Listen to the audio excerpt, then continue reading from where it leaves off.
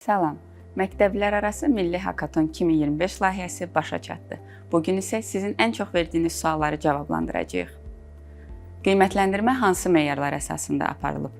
Qiymətləndirmə meyarları final tədbirindən öncə şagirdlərimizə təqdim olunmuşdu və final müddətində də münsiflər heyəti tərəfindən ilk gündən etibarən şagirdlərimizə meyarlar bir daha xatırladılıb. Bu meyarlar onların yaratdığı IT məhsulun funksionallığı, innovativliyi, yaratdıkları kodun oxunma keyfiyyəti, eyni zamanda seçdikləri кейsin problem həll etmə funksiyası əsas olaraq yoxlanılırdı. Münsiflər heyəti kimlərdən ibarət idi? Münsiflər heyəti IT proqramlaşdırma, dizayn, eyni zamanda startup ekosistemində təcrübəsi olan şəxslərdən ibarət idi. Onlar həm özəl, həm dövlət sektorunda uzunmüddətli təcrübəyə malik idilər. Eyni zamanda münsiflər heyətimizdəki şəxslərin daha əvvəl başqa layihələrdə həm mentorluq, həm də münsif heyəti kimi fəaliyyət təcrübəsi var idi. Münsiflərin qərarının subyektivliyi ümumi nəticəyə təsir edə bilərdimi? Xeyr. Çünki hər bir layihəni 3 münsifdən ibarət komanda ilkin olaraq qiymətləndirirdi və hər bir münsif ayrı-ayrılıqda layihəyə bal verirdi. Daha sonra isə üçlü münsifdən ibarət komanda layihəyə bir daha təkrar baxaraq texniki qiymətləndirməyə alırdı və daha sonra ən yaxşı bal yığmış layihələr bir daha 25 nəfərlik münsif komandası tərəfindən qiymətləndirilib.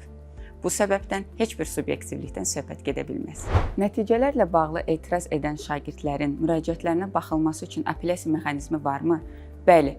Əgər siz nəticədən narazısınızsa, əlavə sualınız varsa və ya qalib layihə ilə tanış olmaq istəyirsinizsə, aşağıda qeyd etdiyimiz mail ünvanına öz sualınızı qeyd edə bilərsiniz və əlaqə nömrənizi bizə göndərə bilərsiniz. Mütləq şəkildə sizə cavab verəcəyik. Təşəkkür edirik. Salam, Məktəblərarası Milli Hakaton 2025 layihəsi başa çatdı. Bugün isə sizin ən çox verdiyiniz sualları cavablandıracağıq. Qiymətləndirmə hansı meyarlar əsasında aparılıb? Qiymətləndirmə meyarları final tədbirindən öncə şagirdlərimizə təqdim olunmuşdu və final müddətində də münsiflər heyəti tərəfindən ilk gündən etibarən şagirdlərimizə meyarlar bir daha xatırladılıb. Bu meyarlar onların yaratdığı IT məhsulun funksionallığı, innovativliyi, yaratdıkları kodun oxunma keyfiyyəti, eyni zamanda seçdikləri кейsin problem həll etmə funksiyası əsas olaraq yoxlanılırdı. Münsiflər heyəti kimlərdən ibarət idi? Münsiflər heyəti IT proqramlaşdırma, dizayn, eyni zamanda startup ekosistemində təcrübəsi olan şəxslərdən ibarət idi. Onlar həm özəl, həm dövlət sektorunda uzunmüddətli təcrübəyə malik idilər. Eyni zamanda münsiflər heyətimizdəki şəxslərin daha əvvəl başqa layihələrdə həm mentorluq, həm də münsif heyəti kimi fəaliyyət təcrübəsi var idi. Münsiflərin qərarının subyektivliyi ümumi nəticəyə təsir edə bilərdimi? Xeyr. Çünki hər bir layihəni 3 münsifdən ibarət komanda ilkin olaraq qiymətləndirirdi və hər bir münsif ayrı-ayrılıqda layihəyə bal verirdi.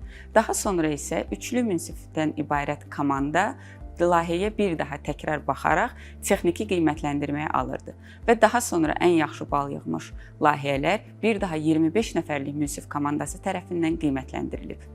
Bu səbəbdən heç bir subyektivlikdən söhbət gedə bilməz. Nəticələrlə bağlı etiraz edən şagirdlərin müraciətlərinə baxılması üçün apellyasiya mexanizmi varmı? Bəli. Əgər siz nəticədən narazısınızsa, əlavə sualınız varsa və ya qalib layihə ilə tanış olmaq istəyirsinizsə, aşağıda qeyd etdiyimiz mail ünvanına öz sualınızı qeyd edə bilərsiniz və əlaqə nömrənizi bizə göndərə bilərsiniz. Mütləq şəkildə sizə cavab verəcəyik. Təşəkkür edirik.